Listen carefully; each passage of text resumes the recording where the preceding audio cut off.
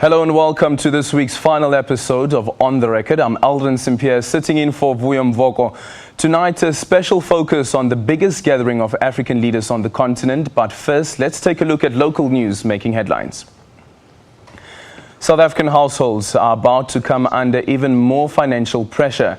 The Reserve Bank has decided to raise the interest rate by 50 basis points.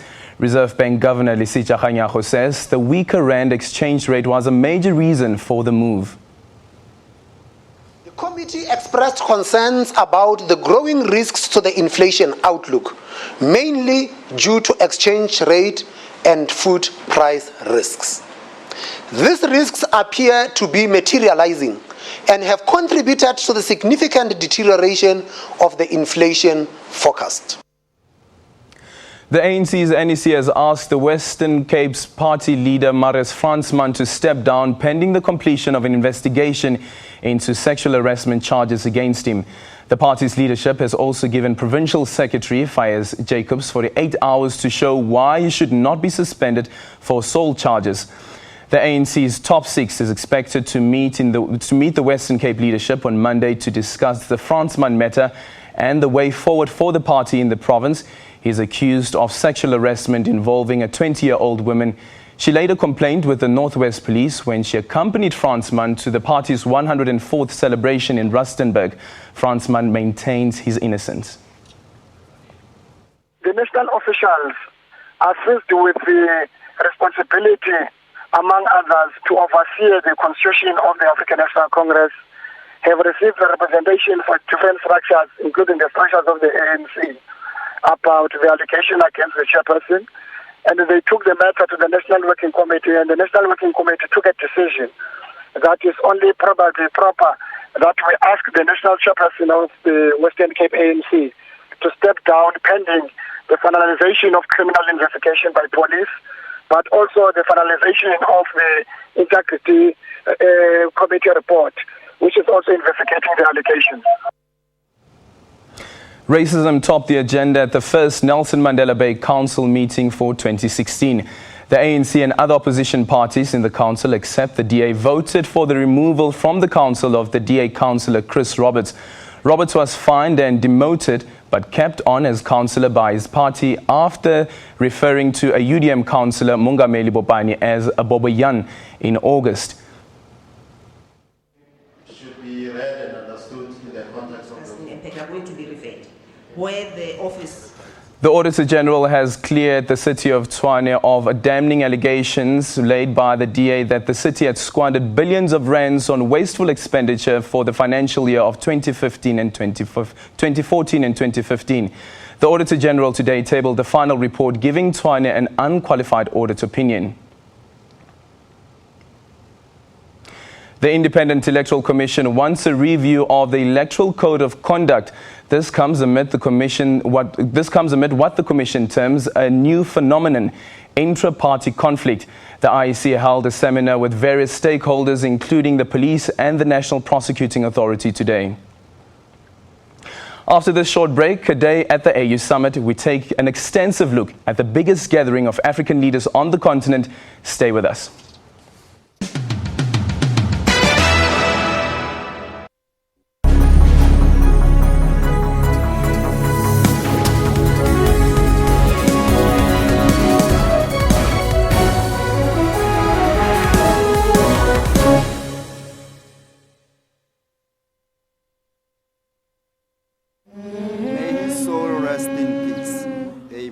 Funerals.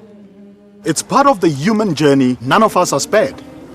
In the unfortunate event of death, the last thing your family should have to worry about is money. That is why all clientele funeral plans pay out within 24 hours. We know you're out there, silently waiting for your spot in the limelight. Step up, people of the party. We need your energy, your greatness.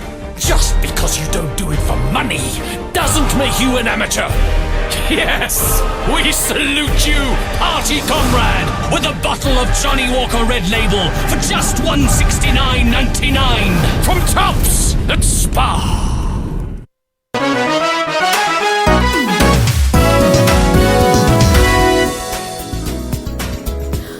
World makes it its business every evening to round up the leading local stories and international news to keep you informed all the time. Make a date with Your World every evening for all the news headlines around the world to keep you abreast with knowledge. Catch Your World for headlines across the world every Monday to Friday from 9 p.m, then Saturday and Sunday from 7 p.m.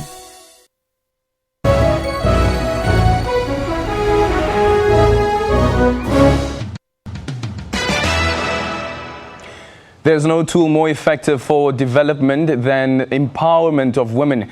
This is according to the AU's Commissioner for Political Affairs. But to achieve this objective, policy implementation should include decent and gainful employment for women, equal participation of women and men, and political leadership and decisions. Addressing the media, the Commissioner says failure to address these issues can affect women throughout their lifetime. 2015 was declared the year of women empowerment. Reflecting on the outcomes, the Commissioner says it was indeed productive and rewarding. But do these successes indicate that the continent has arrived? I humbly respond by saying no, as Africa has still a lot of miles towards gender equality and women's empowerment as we begin the implementation of the Sustainable Development Goals as well as the Agenda 2063. On the political front, in terms of elected representation, Africa takes the lead. South Africa and Rwanda currently have the highest number of women in parliament, while the continent has the highest number of women in a peacekeeping force. For Vision 2063 to be realized, there needs to be a continued promotion of women's rights. In order to accomplish this, all stakeholders must combine efforts to secure equal rights for women and remove gender discrimination from laws, institutions, and behavioral patterns across the continent. One of the 7 aspirations of Agenda 2063 is an Africa whose development is people-driven, focusing on the potential of its women and youth. The African Union Commission is already complying with the African Union gender parity policy of 50-50. Out of 10 of its commissioners, 5 are women. Lehana Tsotetsi, SABC News, Addis Ababa, Ethiopia. After the media briefing, Vuyo Mvoko had a chat with the AU Commissioner for Political Affairs, Dr. Aisha Lakhba Abdullahi. She expanded on this year's focus on human rights, its importance, and her desires for the continent going forward. The resolution to silence guns and to develop the continent, a prominent theme throughout the conversation. The theme for the previous year, women empowerment towards our and development towards our Agenda 2063. We see women empowerment as a rights issue. We believe that the continent cannot develop when the other half is not being included and catered for. Throughout the year, there was an aggressive campaign, a lot of advocacy to ensure that women are affected in the various spheres of life, be it in the areas of decision making, be it in the areas of agriculture, because we linked it to the previous year, the year of agriculture, and we're trying to take the handheld hoe back to the museum. So we're encouraging modern farming tools to be provided for women, and also in terms of participation, we saw some changes, some positive changes. I alluded to the number of women in parliaments in Sudan and Ethiopia in the elections that we observed in the previous year.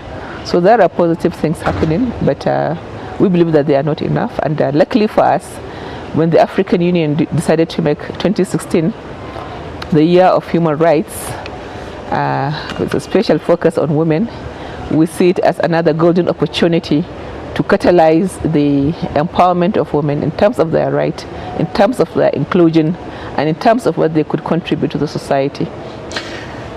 In terms of human rights, where do you think we are as a continent? And just for simplicity's sake, I want to say on a scale of 1 to 10, where do you think we are? Where are we as the continent? This is a very difficult question. First, I would say to you that we are not where we started. In 2011, we adopted the Human Rights Strategy for Africa. We have the protocol to the African Court, which has enjoyed some ratifications, but needs more declarations. Only 7 member states have declared.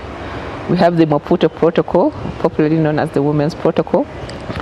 We have the African Charter on Human and People's Rights, which has reached almost universal ratification, except for our newest state, South Sudan. Increasingly, you could see Africans from all spheres of life becoming more visible, more vocal, more assertive of their rights. So there's progress. It may not be at the ideal or optimum level, but as long as we are making progress, it's okay. In terms of women, we feel that we need to catalyze it, because going at the current pace, it would take us 80 years to attain gender equality, and that's why we are putting enormous pressure, doing a lot of campaign and advocacy to ensure that at least quotas are provided for women, so that we would have more women in parliament, we would have more women in positions of decision making, and this shall continue throughout the year. It's one of the rights that we shall pursue aggressively, gender equality.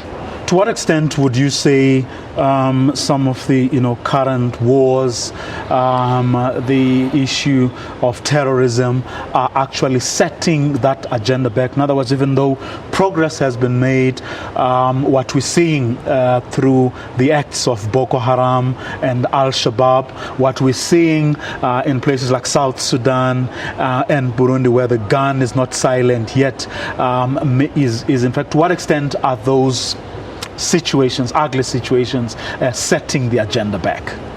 I think you've said it all. Terrorism has not only brought the women agenda back, but I think the entire continent.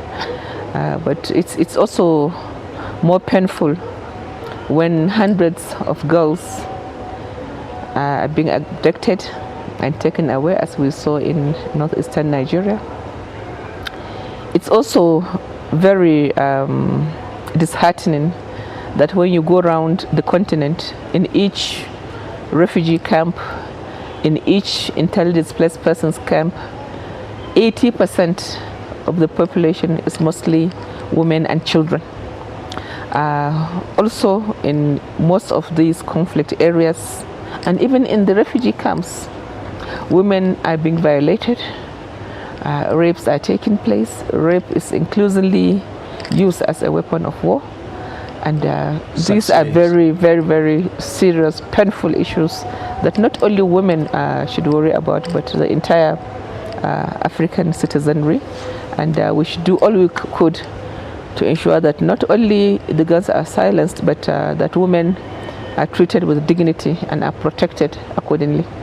Do you think that we're treating these issues with the urgency that they deserve? In other words, we are doing as a continent the best that we can do in attending to these situations? Well, we are trying to do our best. We are currently, deploying human rights observers to some conflict areas. We have our very active peacekeeping missions, like the one that we have in Somalia. And we also engage in a lot of shuttle diplomacy. We have, at the AU, we have the AU Special Envoy on Women, Peace and Security. These are all indicators that something is being done. But we definitely need to do a lot more to curb the situation. If you had the means, if you could, say something to those heads of state when they meet over the weekend to get them to speed up whatever it is that can still be done or that remains to be done? What would be the one thing that you would ask them to do this weekend? Well, before I ask them, I would also have to thank them for dedicating 2016 as the Year of Human Rights. I think this is very symbolic of the fact that African leaders are determined to improve on the human rights situation on the continent. And maybe my number one thing that I could ask them is to ensure that rights, especially the right to development, right to food, right to energy, right to shelter, the basics are being granted to the African citizens. Well, time to take another quick break. More from the AU Summit when we return. Stay with us.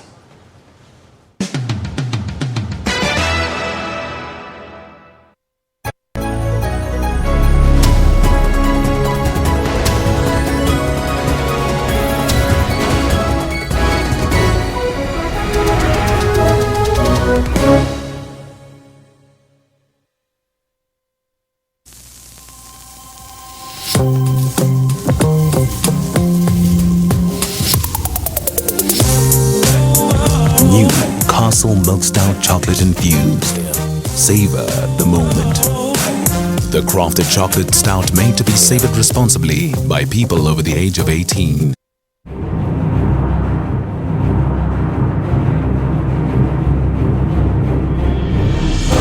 Preparing for victory requires intense effort and teamwork. When you get to it, there is no turning back. Because all eyes are on you. When it's action time, nothing should stand in your way. Sports Live tackles and analyzes all the sport action. This is the home of all your sport news, updates and more. Sports Live weekdays at 8:30 p.m.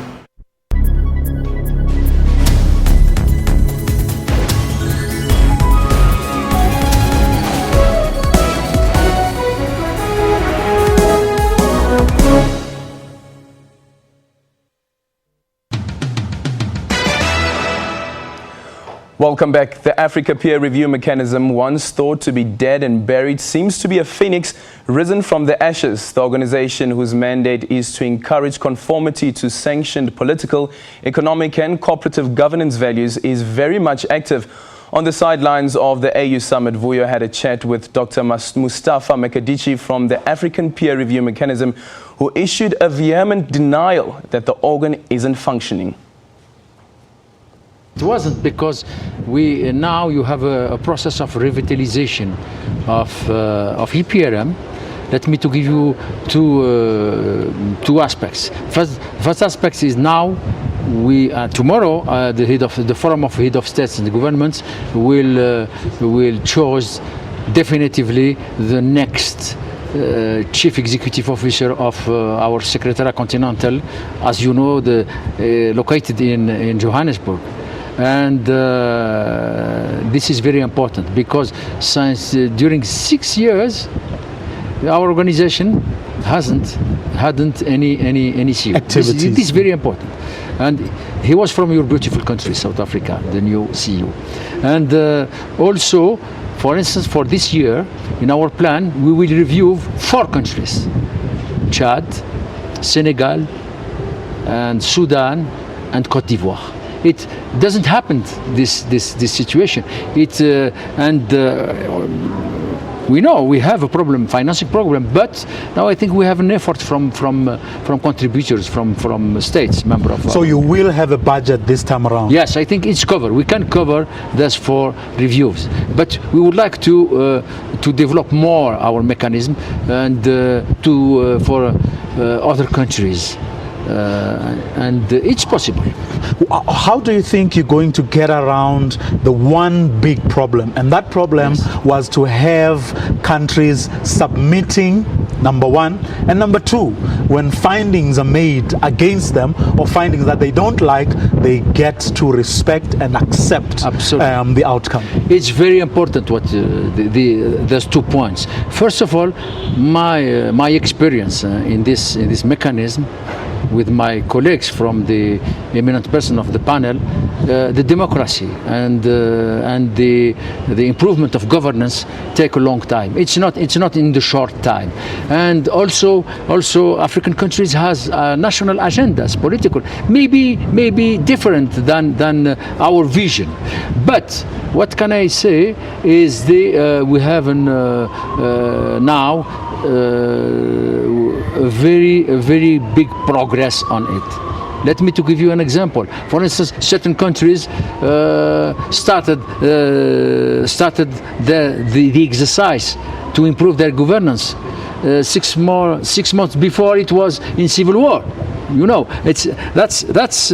I think we believe as Pan-Africanists on the capacity for Africa to enhance and to improve their governance. But we need African solutions for African problems. This is EPRM. Do you think that there is a better sense among African leaders, among African countries broadly, that the APRM is in fact there to help rather than to expose and beat other countries down? Absolutely. I think now the governments know if they have an evaluation from EPRM, it will be easy for them to mobilize funds from overseas, from Europe, from United States or from Asia. And also we have the pressure of civil societies in our continent that are very young and very dynamic. That's why I think we made the progress. The African Union's ability to deliver depends largely on its staff complement and capacity. Vuyo Mvoko sat down with the organization's head of human relations to talk on the AU's plans to reach some of its ambitious organizational goals. Our biggest challenges are actually really about attracting and retaining the type of profile we want to drive the organization, but also to drive our programs. As you know, African Union actually have launched the Agenda 2063, and that needs to be implemented. So we are looking actually for people who have the required technical skills, but not only the skills. We need as well people who have the required leadership capacity and the mindset that we need to transform this organization and to transform as well our continent. So the challenge is really about attracting and retaining the good people. What is the problem? Is it because you cannot afford to pay them the salaries that they want? Yes, there is the problem of the salary. That's true. As you know, when we are in the international arena, we are not competing with the local civil service. We are competing with the UN, we are competing with the World Bank, we are competing as well with the international private sector. And of course, at the international level, all those organizations pay much better salary and compensations than we can afford. We understand that we are a poor organization of poor countries, so we can only actually pay what we can pay. We cannot actually compete really with the UN to say that we are going to pay the UN salary.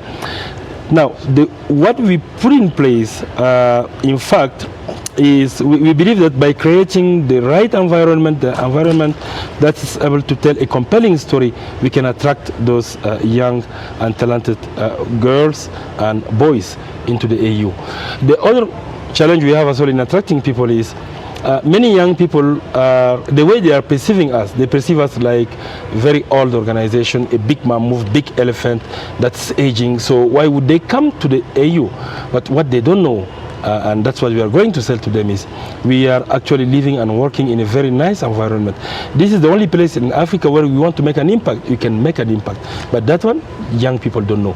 So our role actually is to brand ourselves, to make everyone talking about ourselves, about the AU, so we will be able to attract those young and talented people here. How many people have you got in your employ at the moment? In other words, what is the rate of the percentage of vacancies that you still have? We have this issue of vacancies. I think about 40%, if you want, of the AU headcount have not been implemented, and it's normal. We have issues of financing because for us really to get people we need to have money, and we are being our budget in terms of recruitment is capped at 50 additional staff every year, whereas the needs actually are hundreds every year. That's the first thing. The other actually challenge we have as well is the reaching. It's very difficult for us to reach to young and talented people. So we are bringing now technology, but we are also discussing with our member states to remove this cap. To remove this cap and to allow us to recruit what we want to recruit in order to achieve our objective and to be able to cope with the mandates that they gave us. Do you see this problem being resolved anytime soon? Yes, the problem is the problem is under resolution, because we have as I told you, we have launched this major reform, the reform of our governance model. This reform of the governance model actually bring a new structure to the African Union, a structure that is in line with the Agenda 2063. But this reform as well involve another reform, which is the reform of the financing of the African Union. I'm sure that you have heard about this sustainable source of financing of the African Union. This sustainable source of financing, of course, will increase the contribution from the member states and would then enable AU to actually get what we need in terms of skills. Well, it's interesting you're saying that, because we had an interview with the chair yesterday, and she was talking about how there has had to be a need to actually revise the figures, the optimistic figures that the AU had initially thought would take it where it wants to go, which in a nutshell means there is in fact less money and there's probably going to be less and less available. Doesn't that pose a problem for you? It's not a problem, because yes, there will be less money, but as I told you at the beginning, we are reforming ourselves, we are restructuring ourselves, and we actually are developing a new operating model with new ways of working. Those ways of working will help to enhance the way the Commission and the African Union is functioning. Now, one of your flagship projects is going to be this Leadership Academy. Talk us through what it's going to do and when it's going to start. The Leadership Academy is starting now, so we launched it officially today. During this launch, we offer it to the Executive Council. The first program will start to run from next month, so obviously end of February. And this Leadership Academy will focus in delivering learning and development solutions to the AU, so upgrading the skills of AU staff, upgrading as well the skills of member states, embassies based here in Addis Ababa, but also upgrading the skills. We'll offer actually solutions to member states in the area of program management, public project management, leadership development, better governance, good governance. We believe as well that, as I said during this press conference, we are looking to bring on board the next generation of AU leaders.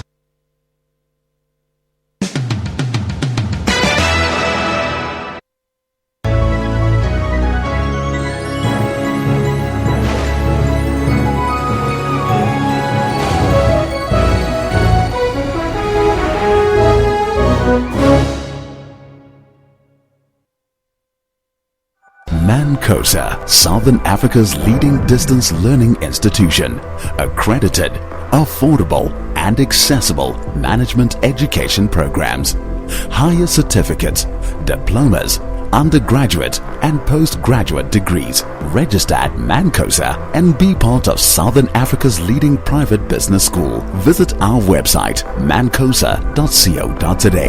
Mancosa, management education reimagined.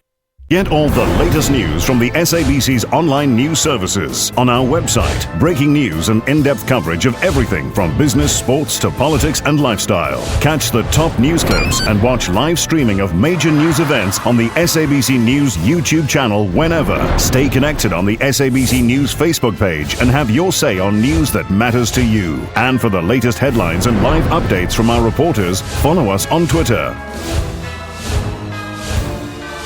SABC Digital News, anytime, anywhere.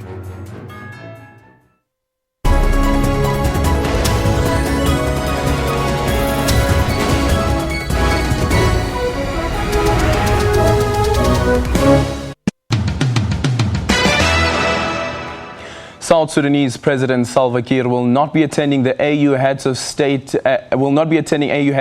and government summit. This is according to the country's foreign minister Barnaba Benjamin. Africa's youngest democracy, South Sudan, has had a hard transition and is still experiencing some turbulence. Our foreign editor Sophie Mukwena sat down with Dr. Benjamin on the sidelines of the summit. The issue of peace and security in South Sudan is very important, not only for the people of South Sudan, but also for our continent of Africa. As I speak to you now, we are at the implementation process of the peace agreement that we signed. You know, our president signed the IGAD peace process on the 28th of August. Now, while I speak to you, first, the chair of JAMAC, that is the Joint Monitoring and Evaluation Commission, former president of Botswana, Festus Mogae, is now in Juba. He established his offices in order to monitor the implementation of this peace process. We, on our part, President Salva Kiir Mayardit, have started also to implement some of the areas of the peace agreement itself. For example, he has declared a permanent ceasefire. He has already started the relocation of our troops 25 kilometers outside Juba, the capital of the country. President Salva has already appointed 50 members of parliament from the opposition into the parliament already. In fact, the transitional government of national unity should have been formed, but we are waiting for the arrival of the leader of the SPLM-IO, Dr. Riek Machar, to come to Juba so that process is done. You know, the SPLM held a convention, SPLM convention, which was attended by the deputy president of South Africa.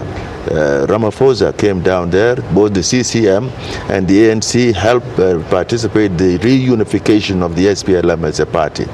Also, President Salva and the opposition, we have already allocated ministries, 16 to the government, the SPLM in government, 10 were to the opposition, 2 to the other political parties, and 2 to the other former detainees. The former detainees are in Juba as I speak to you. The advanced team of Dr. Riek, that is the SPLM in opposition, are in Juba. We have already agreed, and especially on the security arrangements, bringing in troops, the cantonment of troops. So what I'm sharing with you is that the process of implementation is already going on. The only delay in the formation of transitional government of national unity is of two things. First, the former rebel leader has not yet come to Juba so that they can sit together with President Salva Kiir Mayardit so that they can be able to form the government. And secondly, the issue of the constitution. JAMAC chair, they are working, there is a constitutional committee, because this peace agreement needs to be incorporated into the constitution so that when President Salva makes his appointments, like appointing Dr. Riek as the first vice president of the republic, you need to quote the constitution. So I would like to encourage you that what we need now is that the peace process is on track. But what guarantee do we have that this time around peace will hold? I think there is a lot of guarantee. First of all, there is a monitoring committee, which is shared, what we call JAMAC, which is shared by the former president of Botswana, who will actually be keeping IGAD informed and will be keeping the African Union informed.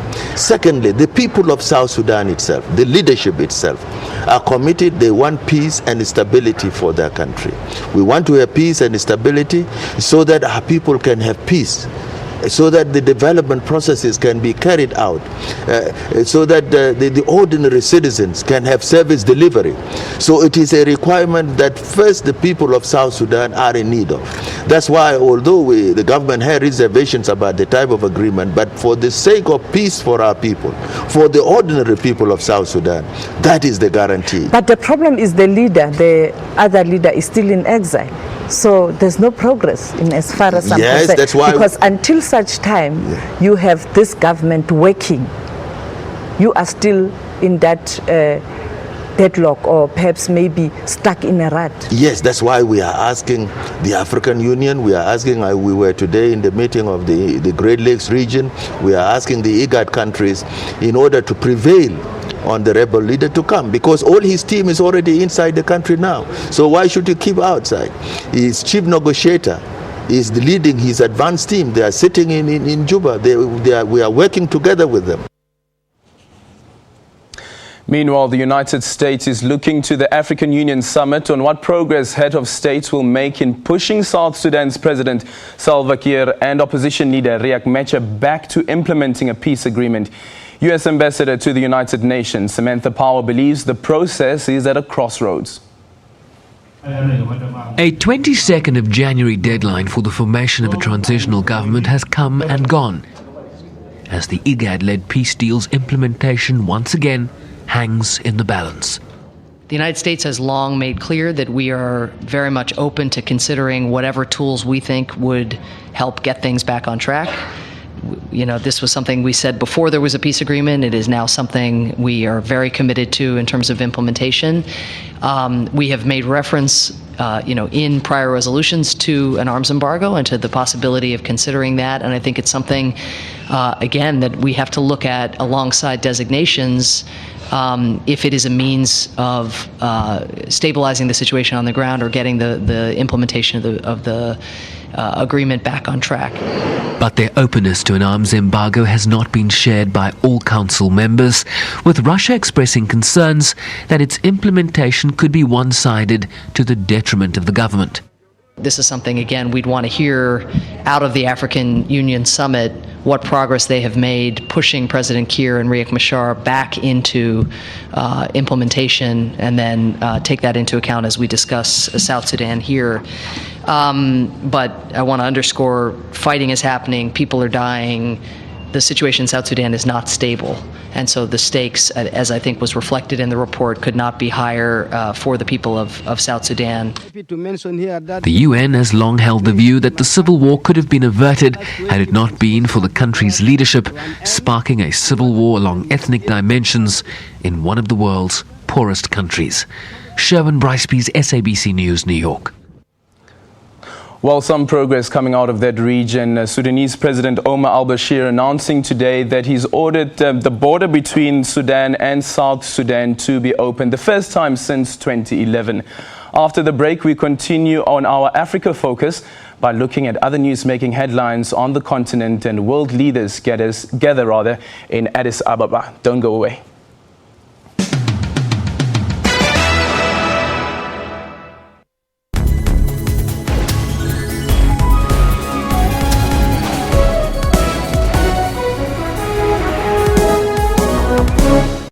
SABC News. We report, contextualize and present news and current affairs honestly, fairly and fully. We consider it a duty to provide consistent, relevant, useful and top quality information and analysis. Our mission is to provide credible, accurate and interesting news programming, bringing news into everyone's homes in everyone's languages. Thank you, South Africa, for relying on SABC News for quality news output and for making us your #1 source of information. SABC News, Africa's news leader. As stories are broken around the world, SABC makes sure you do not miss out. As the stories unfold throughout the day, News at 8 updates all newsworthy stories worldwide. Globally, we are there. Locally, we leave no story untold. Make a date with News at 8 every Saturday and Sunday on SABC News, Africa's news leader. I'm sorry, gentlemen, ladies and gentlemen, we have been banned. It didn't happen to me on that day. because I was already in jail when it happened. I was scared that when I get back to Joburg, I was going to be arrested. Well, I wasn't. Who are you asking? You're looking at me. Yes, Zubaida, I'm talking to you. So the old fuddy-duddies like Dennis and me will remain there. I just want to say, Joe, that the thing about... damn, go on, and it's coming back to me. So much more than just a legal and rights show. Join Dumile Mateza every Sunday at 2 p.m. only on the SABC News channel.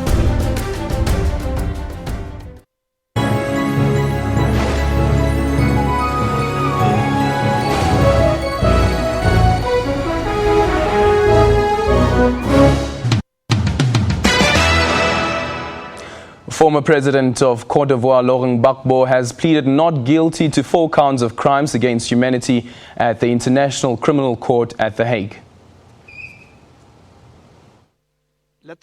A calm Laurent Gbagbo, 70 years old, facing 4 counts of crimes against humanity. He maintained his innocence. Merci, Monsieur le Président. Je plaide non coupable. His co-accused, former youth leader Charles Blé Goudet, also denies the charges, which include rape, murder and persecution. Non coupable. As the trial began, hundreds of Laurent Gbagbo's supporters protested his innocence outside the court. We want him free now. He's a big African, he's a Pan-Africanist. We want Gbagbo free. Didn't do anything wrong. He just protected for the democracy. He just protect for freedom for the country. Laurent Gbagbo and Charles Blé Goudet are accused of orchestrating post-election violence in Ivory Coast in 2010, following Gbagbo's election defeat to bitter rival Alassane Ouattara, who remains president in the country. In the run-up to the trial, the ICC has also intensified their investigation into pro-Ouattara forces for their alleged involvement in the unrest. The number of victims of the post-electoral violence was over 3,000, and the events brought before the court today only concern some of them. So the prosecutor's announcement that there are still some investigations ongoing which may concern the other camp is a very good thing for the victims in Côte d'Ivoire. The trial of Laurent Gbagbo and Charles Blé Goudet is expected to last around 3 years. Judges here at the court will hear hundreds of hours of testimony from the over 700 witnesses in this case before they decide whether or not to convict the 2 men of crimes against humanity. Jack Parrick, SABC News, at the International Criminal Court in The Hague.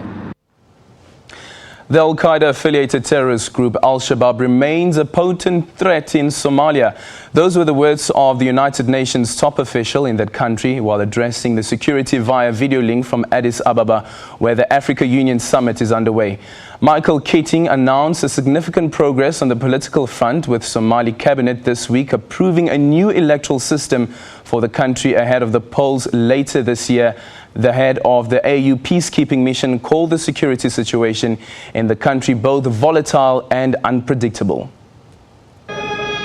Kenya's fallen soldiers returned home after dozens were killed in an Al-Shabaab attack on an AMISOM base in southern Somalia earlier this month. Security remains a paramount concern. Too many civilians and too many soldiers are dying. Al-Shabaab remains a potent threat. I am encouraged by the commitments made by President Hassan Sheikh Mohamud in September 2015 to security sector reform, including a comprehensive review of the sector, timely and adequate pay by electronic means, and a transfer to a unified biometric registration system. Keating also told Council that after almost 6 months of negotiations, the government reached a decision on an electoral model for the country based on a unique balance of representation between clan and constituency, in what officials view as offering a hopeful outlook for an inclusive electoral process later this year. But the questions of security in the country remain, and as AMISOM forces increase their control over larger parts of the country, they've become stretched, leading to greater vulnerabilities. Vulnerabilities Al-Shabaab has been only too happy to exploit. Al-Shabaab has resorted to change tactics in launching a combination of asymmetrical and direct attacks on AMISOM bases. In this respect, we have seen an incremental occurrence of guerrilla warfare as well as the use of IEDs in their attacks. With appeals for the Council to use its leverage to increase international support for the Somali army and for the delivery of military hardware needed in offensive peacekeeping operations. Sherwin Briceby's SABC News, New York. A suspected suicide bomb attack has hit a school in Cameroon, killing 4 people and leaving a dozen more people injured. The school in Kerawa had been housing Nigerian refugees. This is the latest attack in the Central African country, which is struggling to contain the violence blamed on Boko Haram militants based in neighboring Nigeria. While there was no immediate claim of responsibility for the attack, in northern Cameroon has become the scene of increasingly frequent suicide attacks. This as Boko Haram militants step up cross-border attacks that have also hit Chad and Niger. 32 people were killed 3 days ago in a suicide bombing of an outdoor market, while 66 others were left wounded.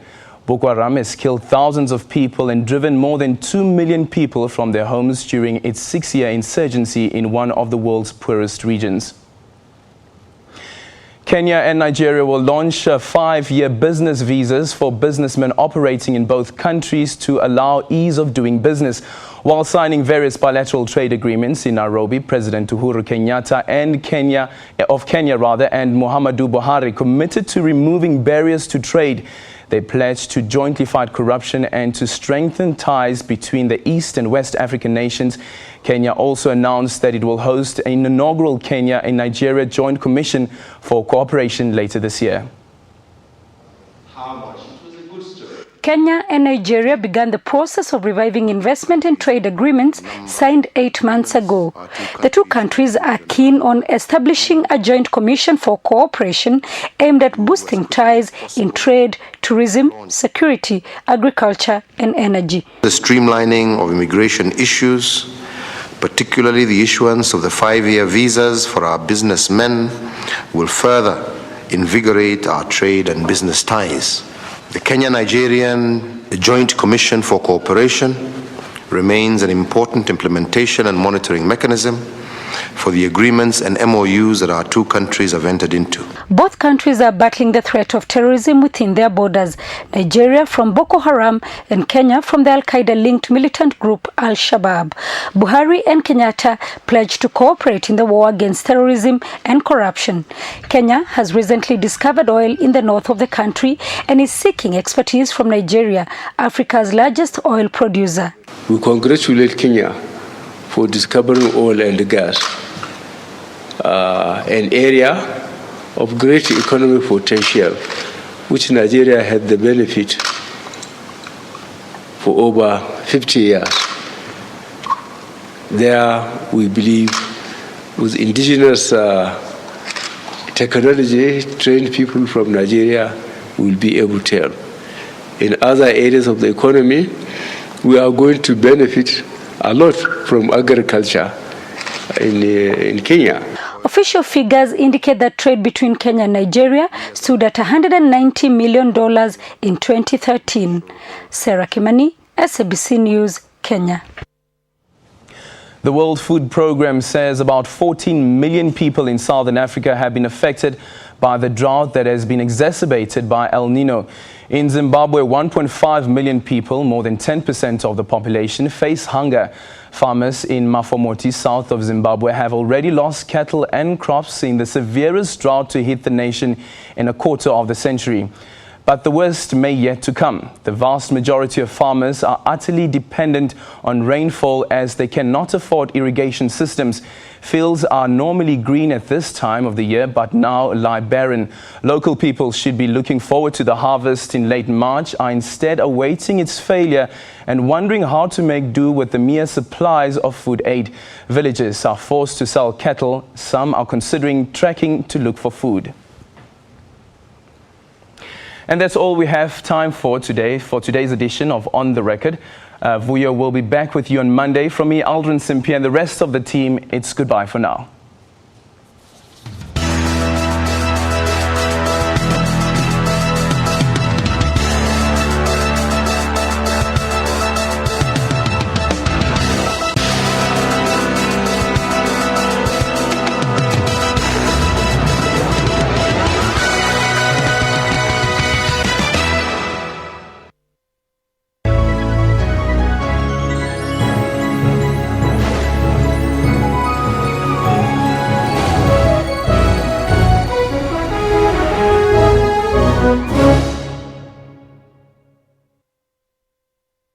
good